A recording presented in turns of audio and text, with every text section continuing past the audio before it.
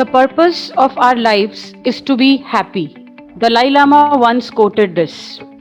The idea here is to understand that we really need to focus on being happy from an internal locus of control. Good afternoon, everyone. I, Ankita Mohindra, on behalf of DAV Centenary College, Faridabad, extend a very warm and hearty welcome to the esteemed guest of today, Shrimati Jaya Rao ji, Madam Vishali, respected Principal Ma'am, Dr. Narendra, Organizing Secretary of today's event, my dear colleagues and dear students who have joined us today virtually for today's session on inspired living by our keynote speaker. DAV Centenary College, Faridabad, was established in 1985 under the aegis of DAV College Managing Committee, New Delhi, the renowned international charitable educational organization, to mark the 100th year of phenomenal service rendered. We have been ranked a great college by NAC.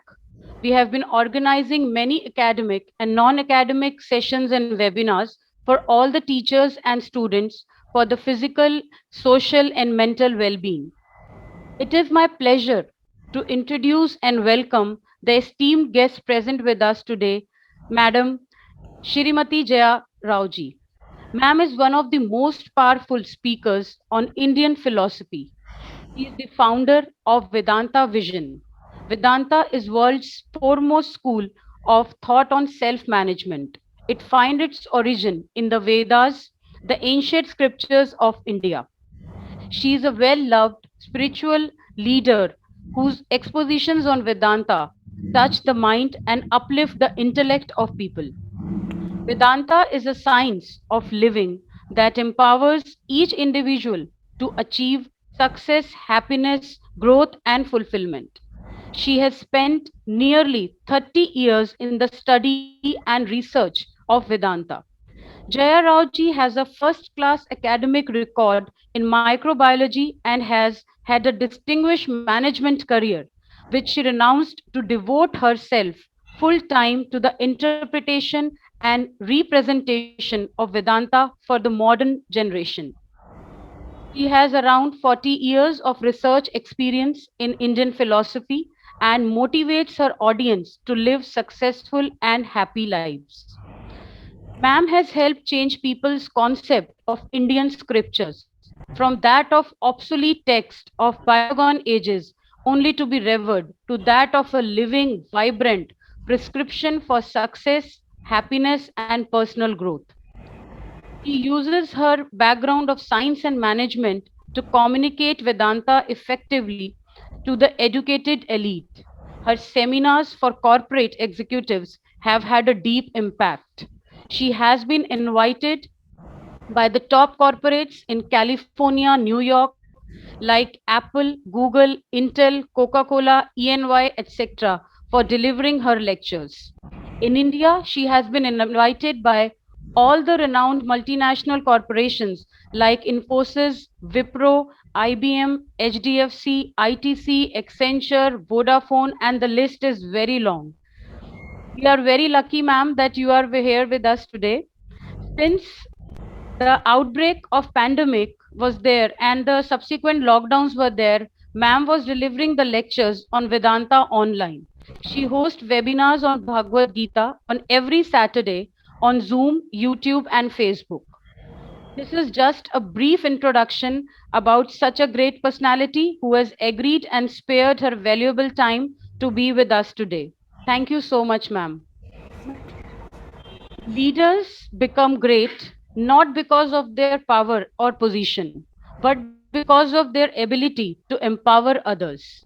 This quote totally suits our respected principal ma'am, who always inspire us to be the best in the fields of academics, research, or any other.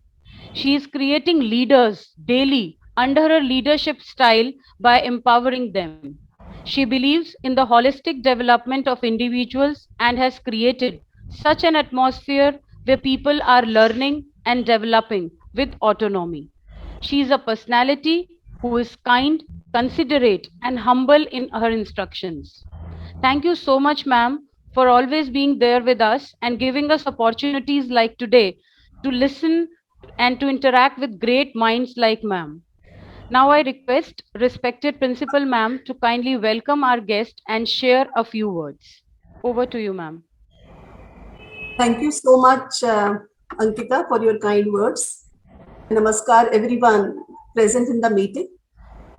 Matter of great happiness and pride, Shri J.R. Rao, founder of Vedanta Vision, has joined us this afternoon for addressing our faculty and students on the topic Inspired Living. I extend a very warm, loving, and respectful welcome to the weighty and much sought after keynote speaker of the day. Really good fortune of all of us here that we have got a chance to listen to her in this exclusive session meant for our faculty and students. Ma'am Jia has devoted her whole life to the teaching and learning of Vedantic philosophy. Apart from pious and sacred literature, our world famous Gita is also part of Vedanta. Her mastery over the subject, her honesty, commitment, and passion in delivering the content has made her popular, not only in the corporate sector of India and abroad to develop and motivate their employees, but also with the world's political leaders, as she has addressed distinguished gatherings at the World Bank and the World Economic Forums as well. Once again, Jia ma'am, I welcome you on behalf of the Dean College Managing Committee, the students and faculty of our college, and all your die-hard fans who have joined us in this Zoom meeting or on the Facebook. Thank you. Coming to the reason for choosing the theme Inspired Living, most of us lead very ordinary lives. The ups and downs of life, sometimes happy, and most of the times unhappy and miserable.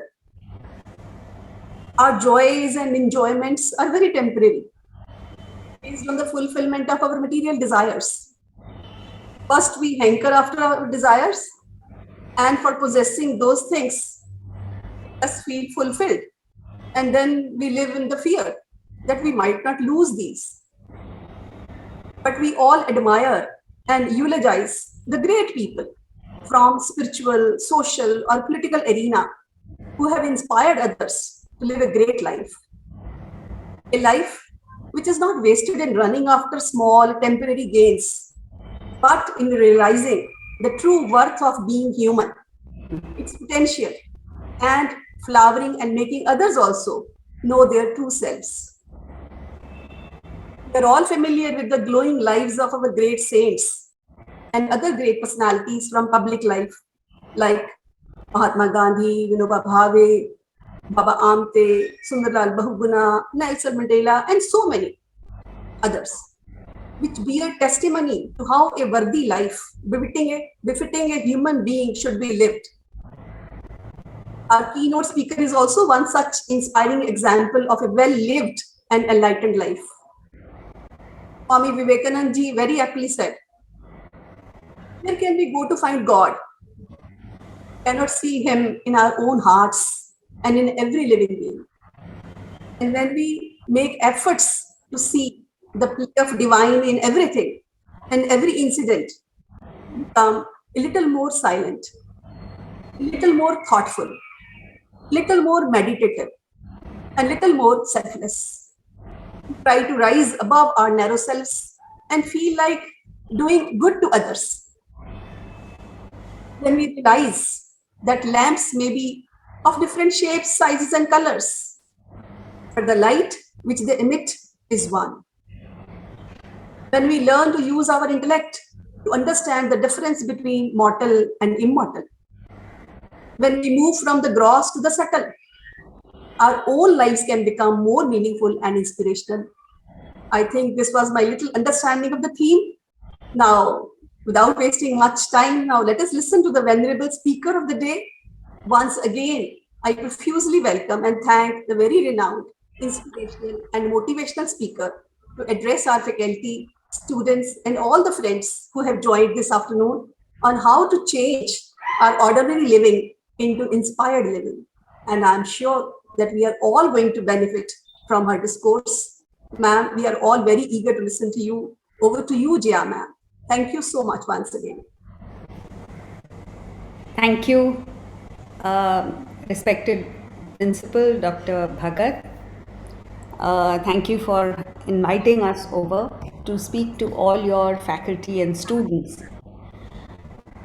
It's always a pleasure to speak to the young because you are the future of the country and of the world. How you think is how the world will be in another few years. And so it is important for us not to be bored with life. Ask anybody nowadays, how is life with you? From little kindergarten children onwards. How is school? Boring. And now it's online, so they think it's because it's online, it's boring. Ask a older high school student, how is life with you? Boring. Ask university students, same answer. Ask corporate executives, same answer. The whole world seems to be bored. Nobody is thrilled with life. And that is what needs to change with inspiration. In the past, in our country, generations of youngsters were brought up on a diet of inspiration. And that is what led to the magnificent golden era in our country, where not only did we have external riches, but we had internal values. And this combination made us Raja Rishis. We were Rajas, kings and queens, men and women of immense money, clout, wealth, influence outside. But we were Rishis within. We were enriched from within. We had strong values, a strong foundation of character and integrity. And this is what we should aspire for. How do we start? Inspiration. In a world today which is obsessed with measuring marks, talent, abilities, we often overlook inspiration which is subtle, difficult to put your finger on, difficult to measure, yet so important in achieving success, happiness, and growth. So, inspiration, what is inspiration? It is a feeling of elevation, a breathtaking insight into things more meaningful, into the higher aspects of life, not just what's for lunch today, what's for dinner today, what clothes am I going to wear, how do I look. These are petty, insignificant things. I'm not saying you should not look good or not eat good food, but that should not be the be all and end all of life. So, it's about new possibilities. You think of things that you have never thought of before. And you transcend the limitations of your body. See, the body is by its very nature limited. You can only run so much, you can only work so much. But when you rise above it, and you rise above your emotional hang-ups, I like this one, I don't like this one. What does it matter who you like or dislike? What matters is what is important for you to do. And the most important thing is you think beyond yourself. Why is it important to think beyond yourself? Why is it that every great master has told us to be unselfish? Not because the world needs our service. The world is not so poor as to need our service. Whoever created the world is more than capable of looking after the world.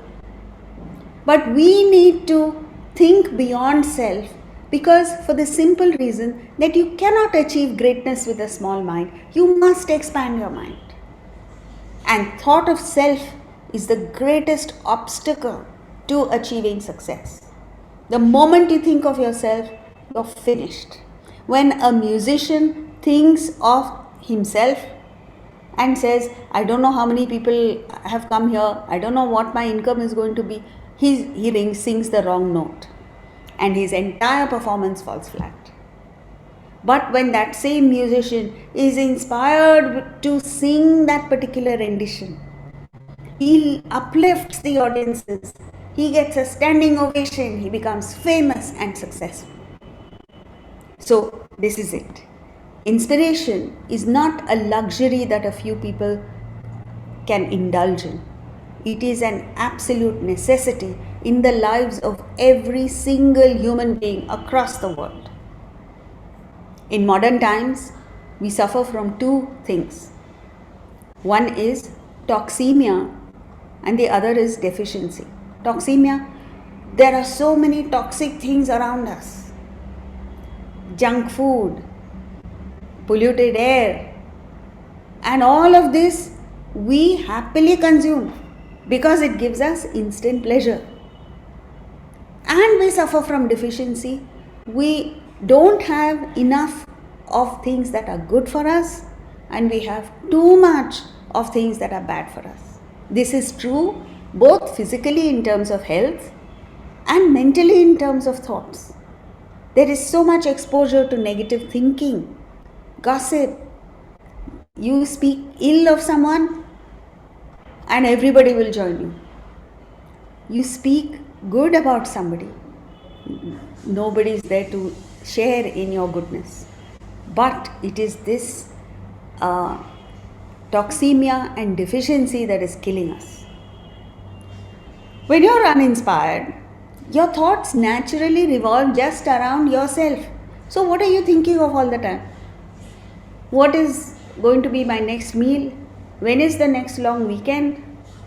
When is my vacation going to start? When am I going to go on an exciting vacation? It's all about I, me, myself. And then you develop a myopic vision. You can't think beyond my gym, my weight, my looks, my this, my that. And your world shrinks. Have you seen the movie Honey, I Shrunk the Kids? It's about a scientist who by mistake shrinks his own kids and his neighbor's kid to a few inches high. That's when their problems begin. It's a funny movie, it's an entertaining movie, but you derive this learning from it. And that is, when they shrink, every little thing becomes a challenge. Like the rain, the lawnmower becomes life-threatening. Not because per se it is dangerous, but because they have shrunk. Similarly, when your mind shrinks, every little thing becomes a challenge. If your food is not up to the mark, you throw a tantrum. It's not worth it. And then you take the stand, it's my way or the highway. It is this selfishness and self-centeredness that is destroying the whole world. So you must be alert to this. You must understand its ramifications, its ill influence, bad influence on us, and rise above it. When you're not inspired, you develop a closed mind. You're allergic to suggestions from other people. You develop that egoistic concept that I am the best and nobody can teach me anything. And as a result of that, you commit horrible errors and mistakes leading to failure. The most important thing that happens when you are not inspired is that you imagine that everybody is your enemy. You treat benefactors, people who are mean and do good to you, as opponents. And that is the tragedy. So your whole life is wasted in fighting imaginary enemies. Your talent is wasted, your abilities are not tapped into. Therefore, thought of self, we say, is the most corrosive, most destructive element in nature. It's like sea water. You know, when you see a whole shipwrecked, and after a few years go there, the entire ship is dissolved because sea water has corroded the iron in the ship. Thought of self is like that. It destroys you. So, inspiration is not something that you wait for, that comes from outside. Every day is not going to be inspiring. But you have to get into the mindset of inspiration even when the circumstances are not conducive. All of us are saying, oh, the environment is not good and COVID has destroyed our learning, and it's easy to complain. But it needs an outstanding person to say, Never mind what the situation is. I will pursue my dreams. I will keep on at it, work hard, and achieve my goal irrespective of what the environment is. So therefore, inspiration is your choice. You can choose to plod on, work hard, even when there is no respite, or just give up. And giving up is the easiest thing to do. But it is a human being of outstanding caliber who says, I will not lose. I will keep on at it. And when do you begin? There is no better time than just now. Just now, this moment, you make up your mind that I am not going to be like one of the millions of people who have lived and died. I'm going to be different. Different not because I want name, fame, money for myself, but I understand that I have received so much in life and I owe it. I owe it to my parents. I owe it to my institution. I owe it to society, to this wonderful country. And I owe it to the world, to leave the world a slightly better place than it was when I was born. And when you have this vision, my God, your world changes for you. So, inspiration is not driven by marks or money or any such thing. It comes from within. And it is driven by hard work. You must be prepared to work hard. Go that extra mile. Be there when others have left. There was an outstanding classical musician who learned music in Lucknow. And when I had gone there for lectures, I visited that place, the College of Music. And one of the professors there happened to be a student when this classical musician was learning, a senior student. And she said, when everybody had left and gone, and the lights were out everywhere, except one room, one person would be sitting there doing his riyaz, his practice. And it is that riyaz, the practice that he did late into the night, that helped him become an outstanding person. So, most of you are students, and student life is one of the most amazing phases of your life. This is a phase of investment. The more you invest your time, energy, effort in learning, the greater you will shoot up. And you will get no other time in your life to learn than this. So don't waste it, please. It's not worth spending time, wasting your time on, gaming, on watching on Netflix, on I don't know what you young people do nowadays. But yes, it's entertaining. It's addictive. I can see that. But when you use your intellect, your head, and understand that this is a wonderful opportunity you have, a wonderful phase of your life when you're young and you're completely open to ideas, your learning ability is maximum. You will never be able to learn when you're 40, 50, 60 years old. As you age, your capacity to take in knowledge diminishes. Your capacity of the brain diminishes. You are at your peak right now. Use it well. Be inspired. I'm not saying don't enjoy yourself. Leave time for your entertainment. Leave time to hang out with friends. Leave time to have a good time. When you're young is the time when you can enjoy life, but not at the expense of your own future. Take a look at inspired people. What are they like? They're open-minded. At any age, they are willing to learn. They are driven from within. They are not competitive. This is another thing. In the world today, everybody is looking over their shoulders to see whether somebody is catching up with you or who you can catch up with. It's not about what others are doing. It's about what you are doing. If at all you look at others, gain inspiration from them. But by pulling down others, you don't go ahead.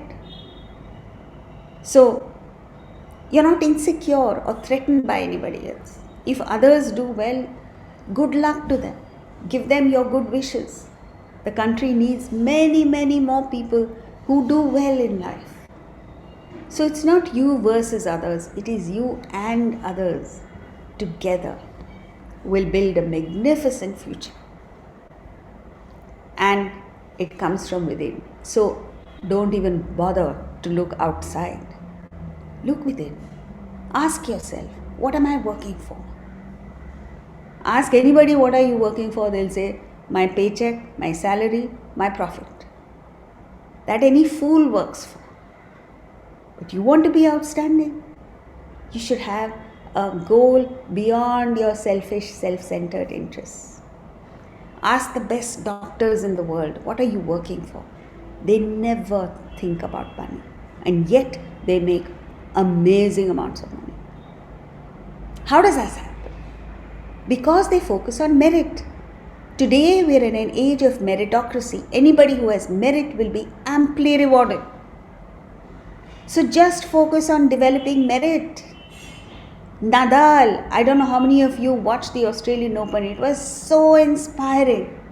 In November, he went through an excruciating surgery on his foot. Even while he was playing the finals of the Australian Open, his foot was bandaged, had a surgical bandage on it. In December, he got COVID, and there's so much weakness that comes from COVID, it lasts for months. In spite of all the difficulties, he rose from the ashes, as it were, and inspired the whole world with his performance. He won. And this should be your spirit. Whatever be the challenges, whatever be the obstacles, just be committed to developing your own merit. And then laurels and accolades and prizes and prize money will be showered on you. You may not even want it because you've already got your prize.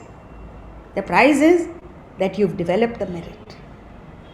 So, therefore, inspired people focus on just work mastery. If you're a tennis player, play the best tennis you can. If you're a singer, just sing your heart out. If you're a teacher, teach to the best of your ability. Just give the Bhagavad-Gita says, Sarva Bhavena. What an outstanding term. You understand what Sarva Bhavena is?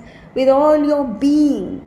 Whatever you do, you should do it wholeheartedly. Otherwise, don't do it. It has no value when you do it half-heartedly. Don't do it for money. It is the lowest of people who work for money. I'm not saying don't earn money.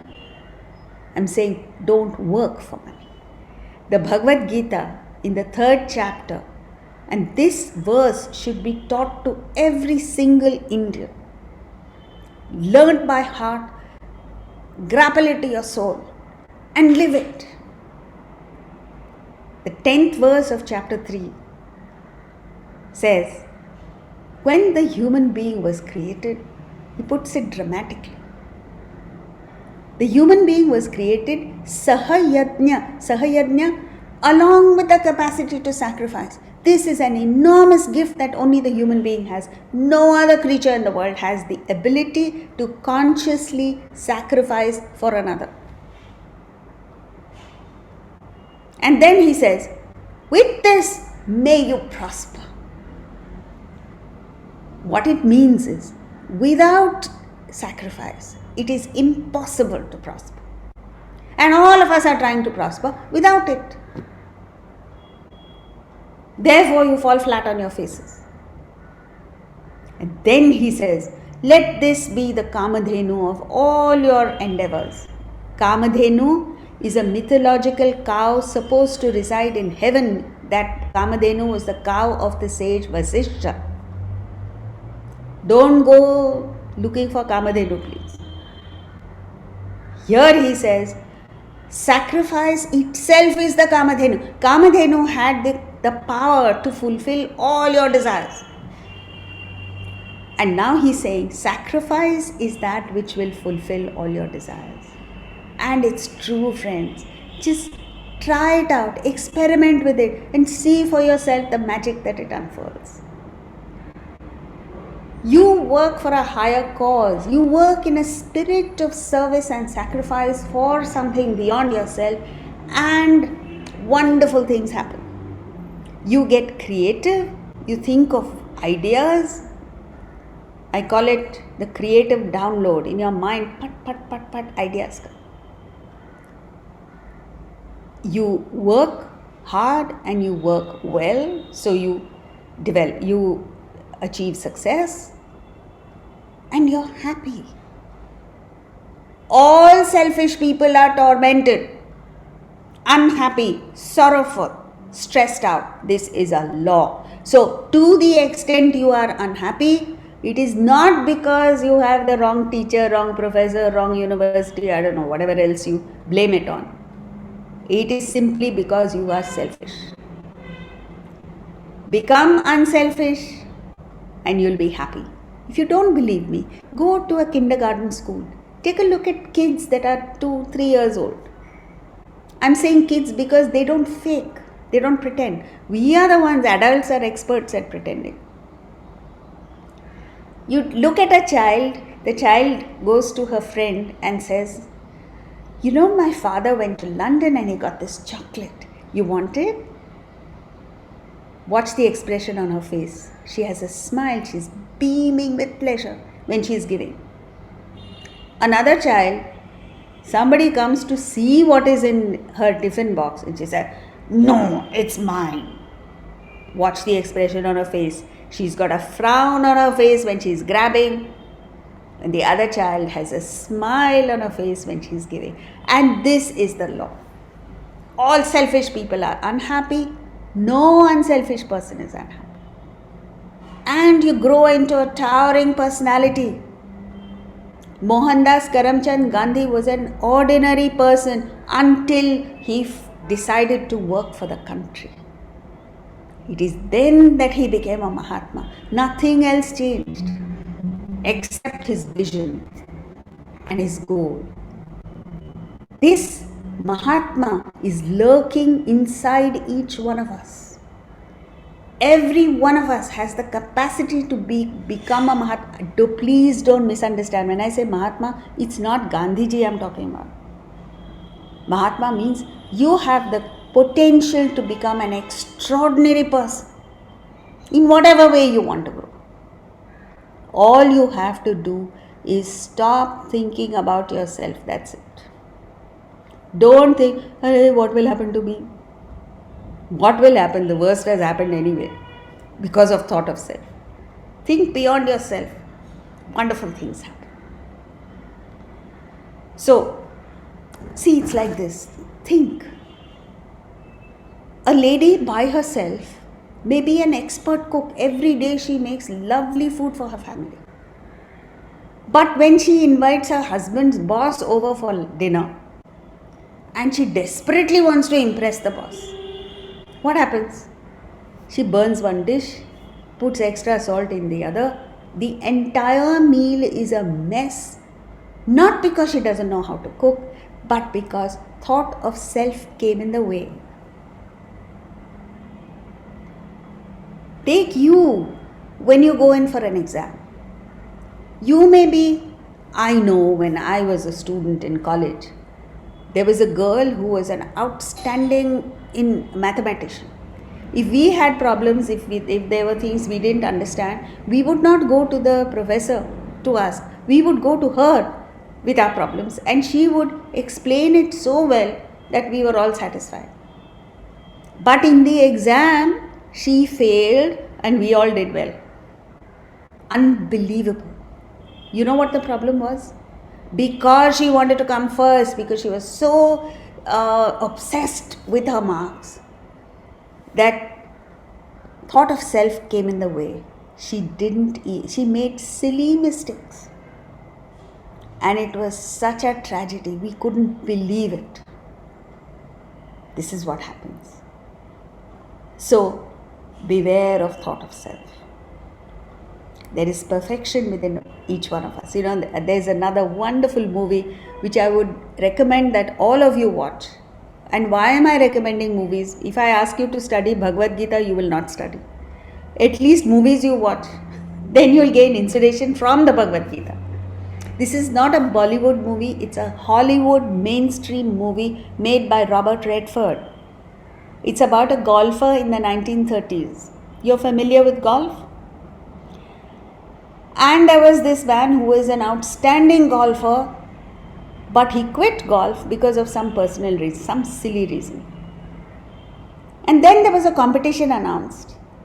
And in those days, there was bitter rivalry between the northern states of America and southern states, and he came from the south. So his people went to him and said, please play in this tournament, you are our only hope, without you we're finished. And he agrees to play. But he's been out of touch for so long and he's been drinking so hard that he can barely see the ball. One night when he's practicing his shots, a black man, Will Smith, comes out of the darkness and offers to be his caddy. You know who a caddy is? A guy who carries the golf clubs because they're heavy with the golfer. And the rest of the movie is a wonderful conversation between the caddy, his name is Bhagavans, does it ring a bell? Bhagavan. And the golfer, whose name is Ranolph Jr., he's called Arjuna for short. Arjuna.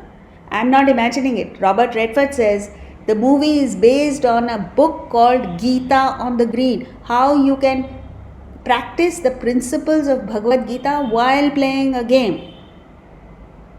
So those of you who think Bhagavad-Gita is old, 5,000 years old, it is not relevant today, you're wrong. It is applicable in every sphere of activity, whether it is in domestic relationships, in sport, in careers, throughout our lives. So, the caddy is the guru. And at one hole, the golfer is playing really badly. So he asks the caddy, which club do I play with? And the caddy says, pick any, you're playing so badly, it doesn't make any difference. But then he calls him back and says something that I would like you to remember all your life. This is the crux of the Bhagavad-Gita. And he says to the golfer, there's a perfect shot waiting out there. All you have to do is get yourself out of the way. This is it, friends. You don't need to do anything else in life. Just get yourself out of the way. Get your stupidity, your foolishness, your selfishness, your ego out of the way. And then perfection, which is already within you, will just flow.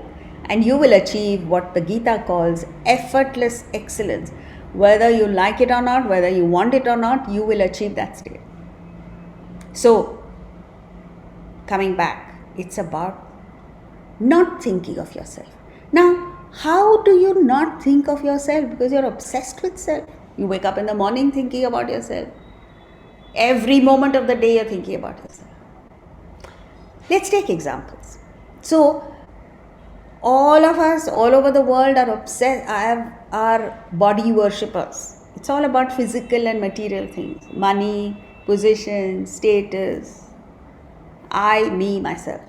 And that is what makes life boring. But find an emotional motivation. There was a couple in Boston. When their son was born, the doctors told them that it would have been better if the child had died because he's horribly handicapped. And it was true that physically he was very badly handicapped. But the parents realized that mentally he was all there. So they sent him to a normal school and tried to give him as normal an upbringing as possible. But physically he was handicapped. So he couldn't walk, there were so many things he couldn't do. But he could move one finger. And they gave him a laptop to communicate through the laptop.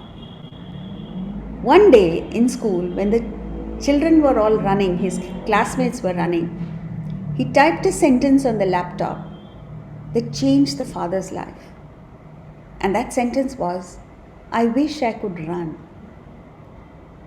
The father, who was not athletic, who did not like running, who had never run much in his life, now started running with the boy on his back to give the child the experience of running.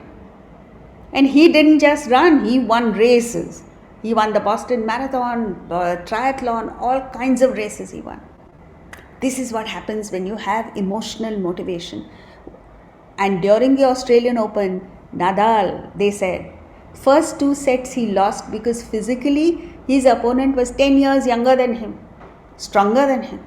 Nadal is 35, which is old for tennis.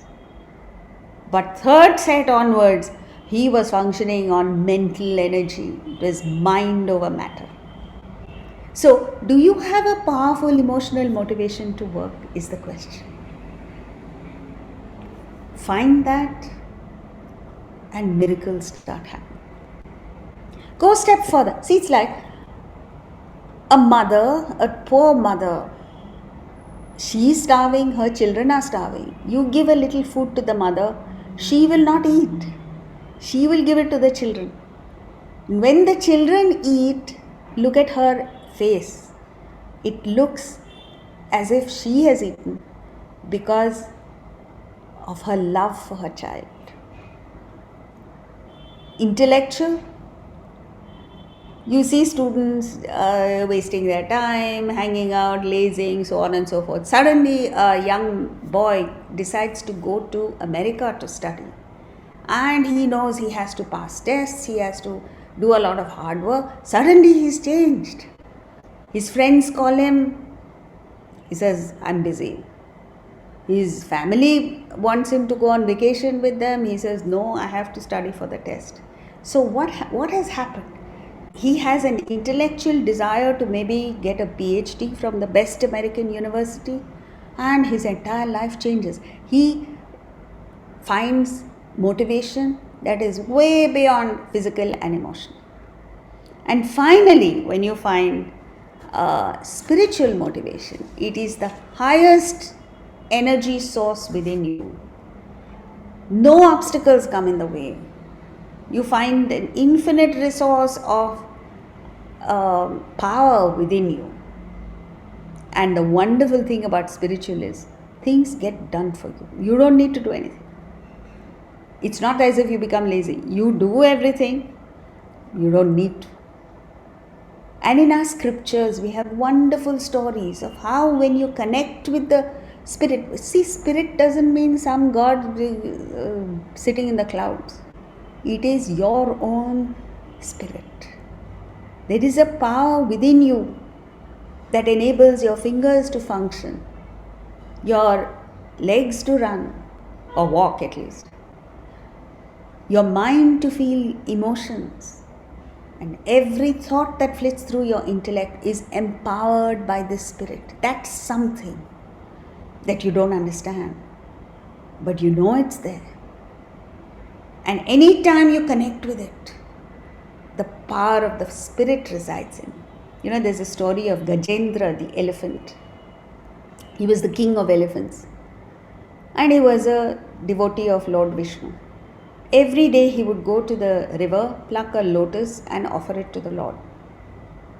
But alongside this devotion, he also developed the ego that I am the king of elephants.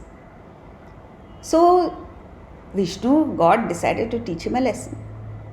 Next day when he went to pluck a lotus, a crocodile got his foot. And he was still egoistic. He said, what can a crocodile do? I am the king of the elephants.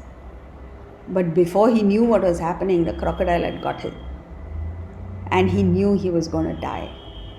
That moment, he didn't think of survival. He thought, what a pity. Every day of my life I've offered a lotus to the Lord. My last day I'm unable to offer. And that thought saved him. Apparently Lord Vishnu sent his chakra to kill the crocodile, and he got saved.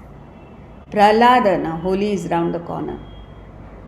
It's the story of Prahlada, the son of the king of the demons, Asuras. He did not oppose his father. He was an obedient son. He did everything the father told him, except that he said, I am a devotee of Lord Vishnu.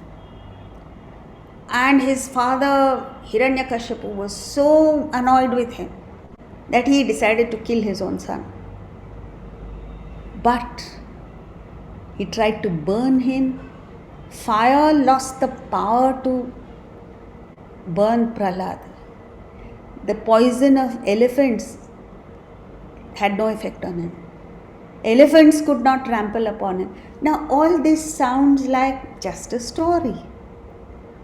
But when you put it into your practice, when you implement it into your life and you just align with that path, whatever you do, wherever you go, whatever it is that you're doing, you're eating good food, you think, there is something that enables me to taste this food. You see a beautiful sight, a sunrise or sunset, and you say, what a beautiful expression of nature. And thus, as you connect with the highest spirit in you, you start experiencing the power. You don't use it. It's not something to be used, much less abused. You just feel it, that's all. Surdas was born blind, but that didn't come in the way of the beautiful poetry he wrote and his connection with Krishna. Mirabai was given poison, but that poison, they say, changed to nectar. So what must you do? This is all poetry. Come back to brass tacks. What is it that you must do? Number one, expand your mind. Fix a higher goal. Ask yourself, first of all, identify your talent. Each one of us is born with a unique talent, something special that we bring to the world.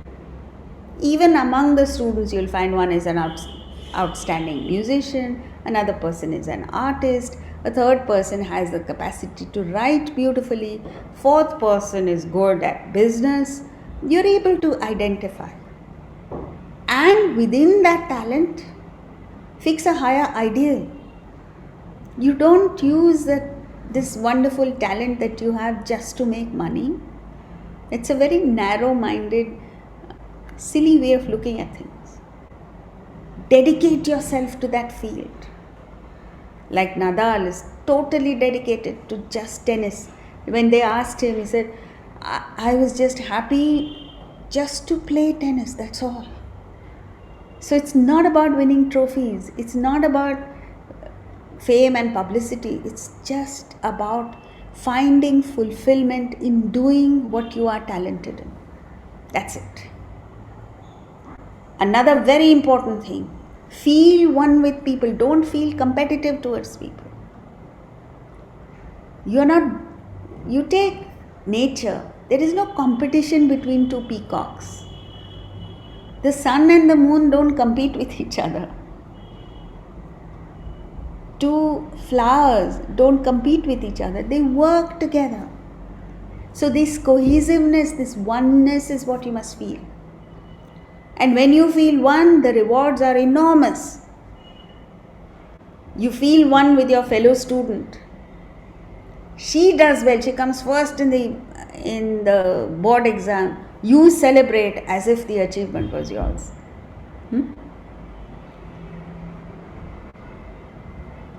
And think beyond the universe.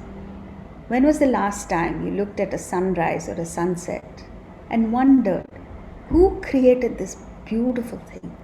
What energy, what power the sun has? When was the last time you looked at a flower or a fruit and just admired it? The fragrance of the flower.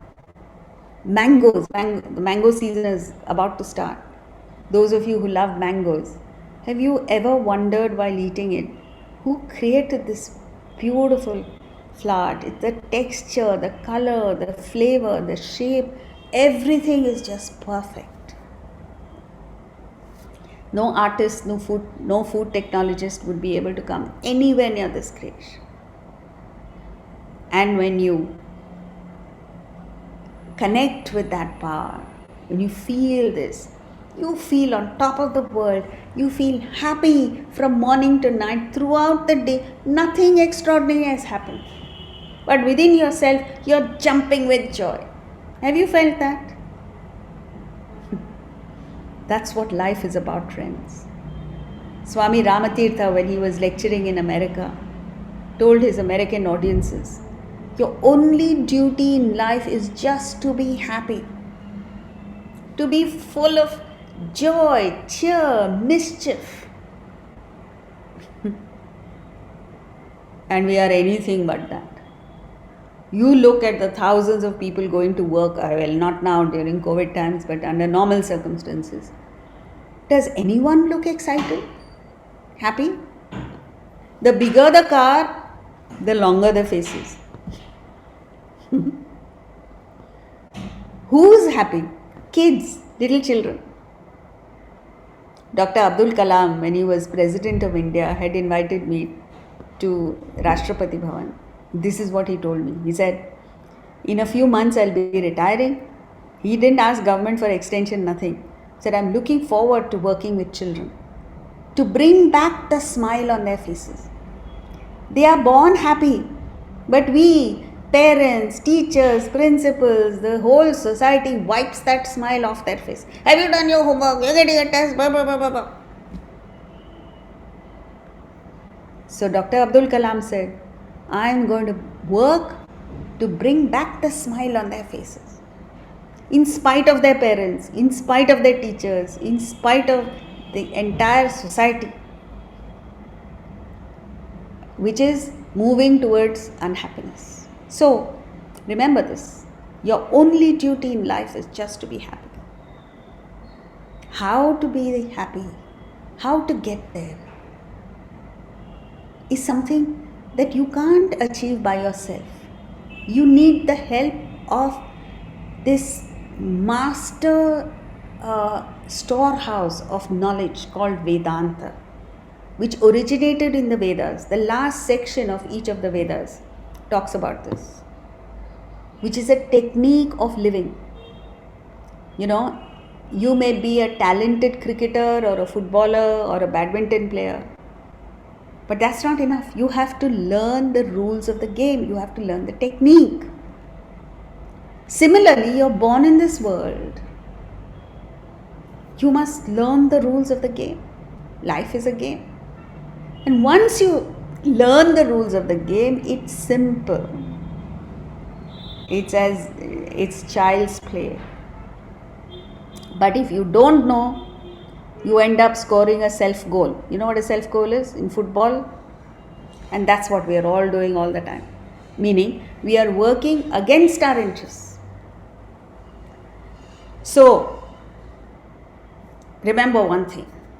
When you are selfish, however talented you may be, it leads to mediocrity. That's why you look around you in the world, it's all mediocrity. There have been a handful of people who rose above selfishness, who were unselfish. They are the ones who achieved success. Don Bradman did not play cricket for money. Ustad Bismillah Khan did not play the Shehnai for money. Einstein did not do his research in physics for money. These were the guys who achieved excellence. But to achieve perfection, you have to be selfless, means no thought of self.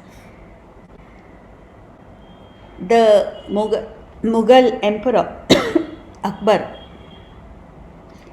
was a lover of the arts. He had a musician in his court called Tansen. One day he asked Tansen, you are extraordinary, but I want to listen to your guru. Tansen said, my guru won't come to your court, Maharaj. So Akbar was a humble king. He said, doesn't matter, we will go to where he is. So the two of them went to a little village. There was a small temple there. And as they approached the temple, they heard the most exquisite music. Akbar stood outside enthralled. And afterwards, when they came back, he asked Tansen, you are outstanding, but your guru is something else. He has an edge over you. What's the difference? Tansen said, very simple, Maharaj. I sing for you, he sings for God. And that is what makes the difference. You will have noticed that when the lady of a house makes prasad for a puja, it is outstanding. The children and husband tell her, why don't you make the same thing you made that day for the prasad? Same lady cooks in the same kitchen with the same ingredients, same recipe. But this time it doesn't come out well. As well. Why? Because then she made it for God. Now that thought of God is not, that surrender is not there. So, soak your mind in the thought of the higher. Because the law is, as you think, so you become. Whatever you think consistently, constantly, is what you will become. So be very careful about what thoughts are going on in your mind from morning to night. Are your thoughts positive, inspiring, encouraging, loving, inclusive? Or are you sitting there hating everybody, thinking ill of people? I know someone who starts the day by thinking anti-prime minister, anti this one, anti that one. When you entertain negative thoughts, it doesn't hurt the person, but it sure as hell kills you. So watch out for your thoughts. And when you change your thoughts, your personality changes, your environment changes, your world changes. And when all of us think positively, you will create a wonderful world in which all of us will be Raja Rishis, men and women of clout, wealth, power, but internal rishis. Towards that, commit yourself. And for those of you who are interested, as was announced earlier, we have weekly webinars every Saturday evening between 6 and 7 p.m.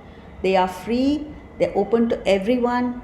We would like all of you to benefit from it. So there'll be a short announcement of how to tap into this.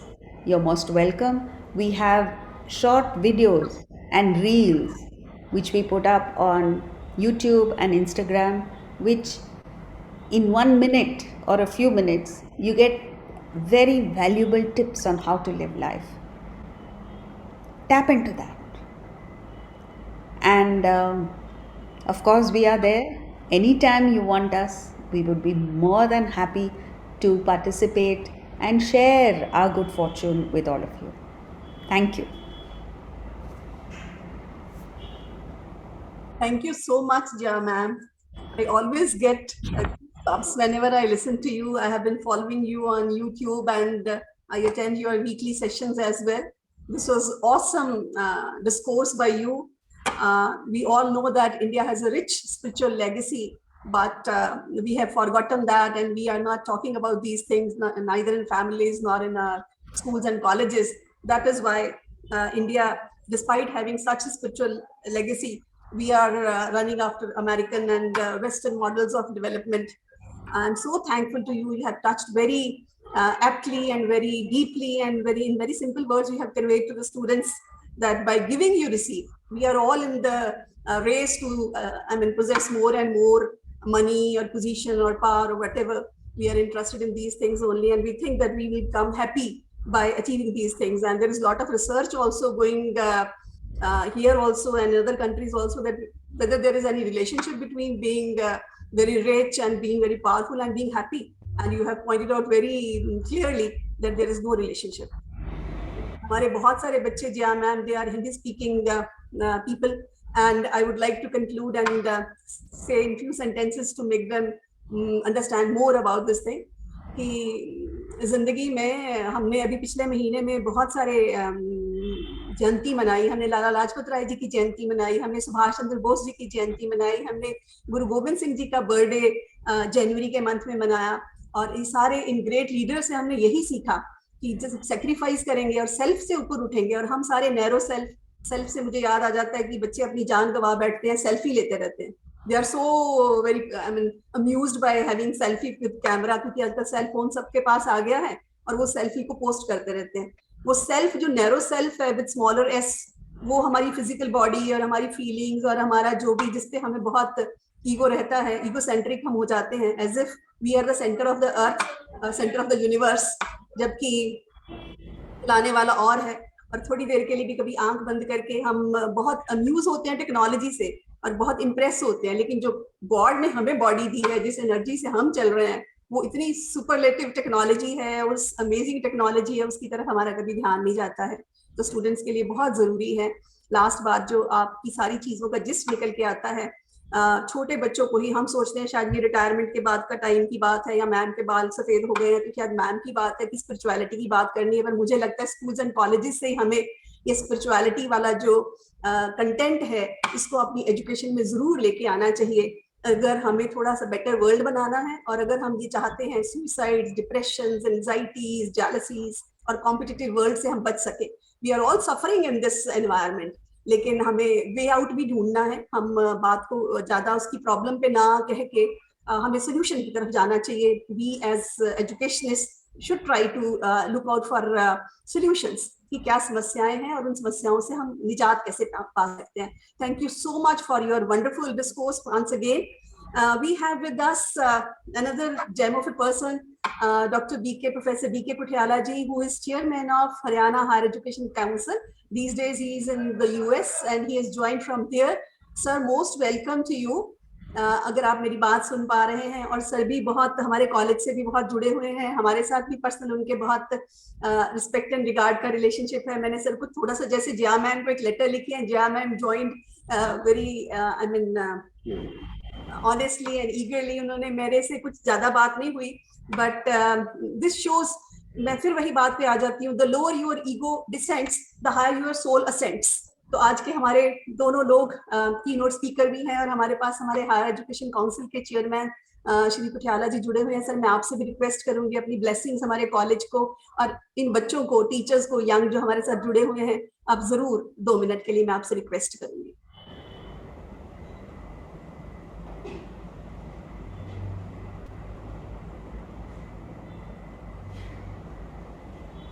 Shrimati जिया जी को, doctor Savita ji को, और इस आवासीय गोष्ठी में उपस्थित सभी अध्यापकगण और विद्यार्थीगण, आप सबको मेरा प्रणाम, अभिनंदन, नमस्कार. मैं थोड़ा विलम्ब से जुड़ पाया, but whatever I listened to, whatever I heard, Jia ji inspiring the youth was wonderful. In today's competitive world, our youth has lost its way. They do not know what to think, what to say, what to do, and the total environment, that of media, that of social media, and of the societal interaction, the kind of environment they get in the households, it all creates a lot of confusion. So a discourse like today is very not only useful but an essentiality for the today's youth, to give them some kind of direction. And Jia ji has done it very efficiently, effectively, and for that I express my gratitude to Jia ji, and also congratulate the DAV Centenary College Faridabad and its very dynamic leader, Dr. Savita ji, for having organized this event. And I am sure teachers and students who are already inspired and directed towards a certain thought process, their thought process would be strengthened. And as has been told, that the ultimate objective of the life is to express our gratitude to the Creator by being happy.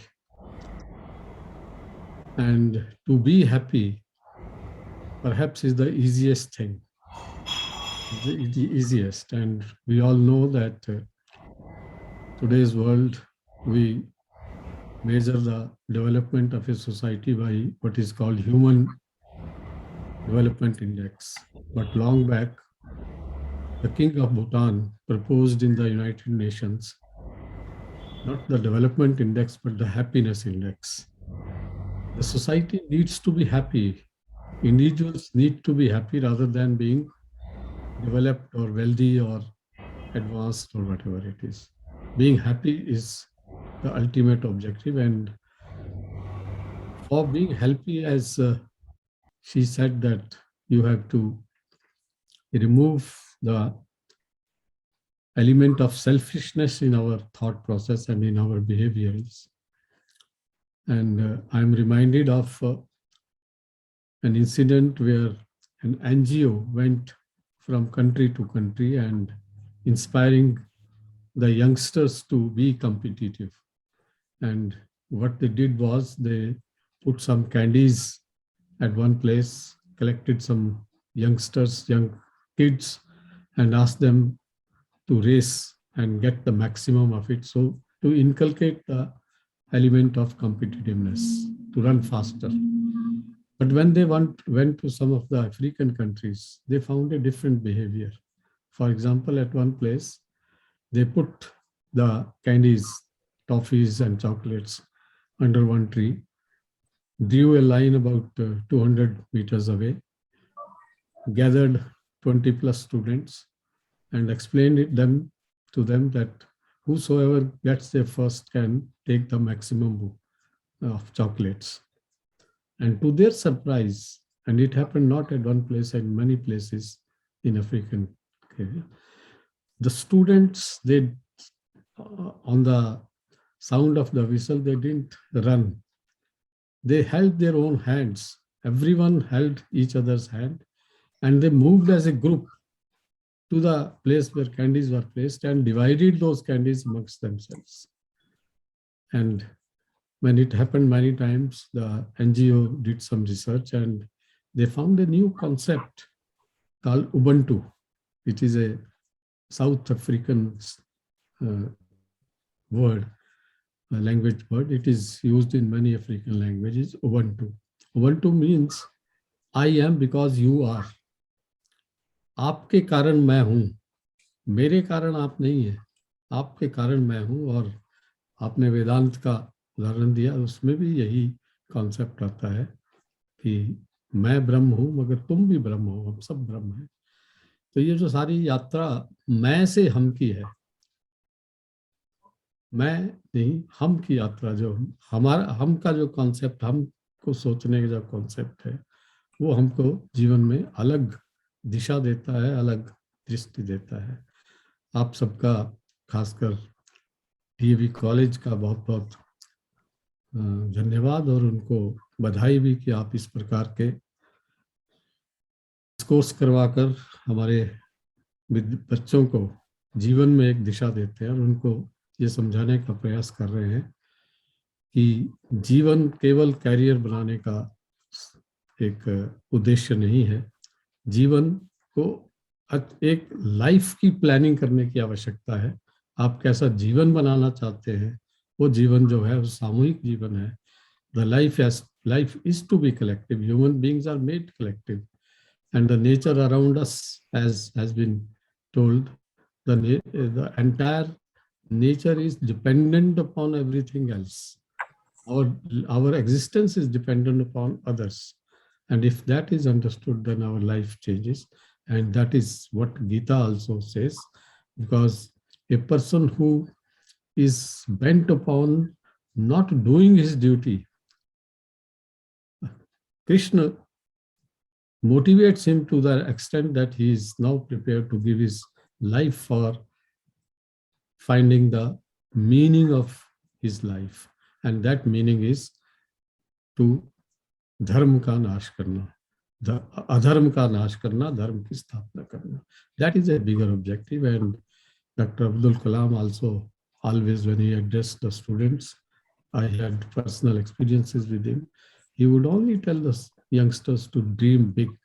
If you dream big, you get big. And when you dream big, you collaborate larger number of people with. I think this was a very inspirational talk, and I'm sure all youngsters and also teachers would have been benefited by it. Personally, I feel very inspired. Thank you. Thank you, Jaya ji. Thank you, Savita ji. Namaskar. Jai Bharat. Thank you so much sir. आप हमेशा ही बहुत अच्छे से अपनी blessings और आपने जो जया जी ने कहा उसी को आपने अपनी बातों से, अपने एक्सपीरियंसेस से दोहराया है. और मैं समझती हूँ कि जो उबंटू की बात आपने करी है वो बहुत इम्पोर्टेंट एक बात है. हम सब कंपटीशन में आके, चाहे विद इन द कंट्री हो या अमंगस्ट कंट्रीज हो, हमने सारे जो हालात हैं वो खराब कर लिए हैं. जो ह्यूमन बीइंग्स की एवोल्यूशन होनी चाहिए थी टुवर्ड्स बेटरमेंट, वो ना होके हम और परेशानियों में घिर गए हैं कंपटीशन की वजह से. मुझे एक खुसरो का वो छोटा सा जो दोहा वो याद आ जाता है कि ये प्यार की बात है कि जो वो हाथ पकड़ के एक दूसरे के साथ चल रहे हैं और एक दूसरे के साथ कोऑपरेशन की जो स्पिरिट है कि आपने जीता है तो लगता है कि मैंने ही जीता है. दिस इज खुसरो दरिया प्रेम का उल्टी वाकी धार, जो उतरा सो डूब गया, जो डूबा सो पार. तो जिंदगी में हम पढ़ाई कर करके बहुत सोचते हैं, बुकिश नॉलेज है या हमारे पास बहुत मनी है या पोजीशन है, वो that doesn't make us happy. एक दूसरे के साथ प्यार करना और क्रिएशन के साथ प्यार करना, दूसरे के साथ प्यार करने का मतलब है कि अपने क्रिएटर के साथ भी प्यार करना. तो ग्रेटिट्यूड की फीलिंग में रहना मेरे हिसाब से सबसे बड़ी ब्लेसिंग ये है कि we are born as human beings. हमें ये इसके बाद तो कुछ चाहिए ही नहीं होता. अगर ये बात ही समझ आ जाए कि इस क्रिएशन में हमारे को एज ह्यूमन बीइंग बड़ी मुश्किल से ये जो इंसान की योनि मिली है, हमें जो जन्म मिला है, इसी के लिए हम बहुत ग्रेटफुल और बहुत ग्रेटिट्यूड में रह सकते हैं. और इसी से हमारे में ह्यूमिलिटी आ सकती है और वो ईगो और जो हमारी प्राइड की जो बहुत ज्यादा फीलिंग रहती है अपने आप पर, वो नहीं होनी चाहिए. Thank you so much sir. Thank you Jaya ma'am. Now I would request Vishali ji. She wanted to share something about Vedanta Vision with our audience. Vishali ji, you are most welcome. Thank you. You just heard Jayaji's talk, and I'm sure you're inspired. For more, please join us at the Bhagavad-Gita live webinars conducted by Jayaji every Saturday from 6 to 7 p.m. on Zoom, YouTube, and Facebook. You can register for free on our website, vedantavision.org. For daily short clips by Jayaji, please visit the YouTube channel called Vedanta Vision. And if you subscribe to it, you will get notifications of the videos. Thank you. And we look forward to having you with us at the webinars. Thank you, Vishali ji. And I would like to express my thanks to Dr. D.V. Sethi ji and Madam Sethi, who have joined from our DAV College Managing Committee. They are he is office bearer in our DAV Managing Committee and founder teacher of this college also. Thank you so much, Sethi sir. मैंने देखा कि आपने शुरू से join किया हुआ था. बहुत बहुत धन्यवाद. और for formal vote of thanks, I would request Ankita to say a few words. Ankita. Thank you, ma'am. Good afternoon, everyone. I consider it my privilege to propose a vote of thanks. My most sincere gratitude to the keynote speaker, Shrimati Jaya Rao ji, who has given her vital time from her busy schedule. Thank you so much, ma'am. We have been very fortunate that you were with us today. We are thankful to B.K. Kothaliya sir ji for joining us and giving his valuable time. I am also thankful to Madam Vishali from Vedanta Trust, who was with us right from the beginning. Thank you so much, ma'am, for coming. My sincere thanks to Devi Sethi sir and Madam Sethi for joining this session. And I'm very thankful to our principal, ma'am, Dr. Savita Bhagat. Ma'am, you have been a constant support and a source of encouragement and a source who is always making us meeting the, as I told in the beginning, that you are a main linkage between the great minds and us. We have been very fortunate to listen to ma'am today.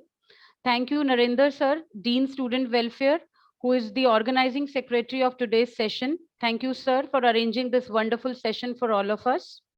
Thank you to the lovely audience present with us who has joined us, like our teachers, dear students, and friends. You have been very great and patient listeners. Last but not the least, thanks to Mr. Dinesh, who is in the technical team, for his continuous support for making this event successful. Thank you, everyone.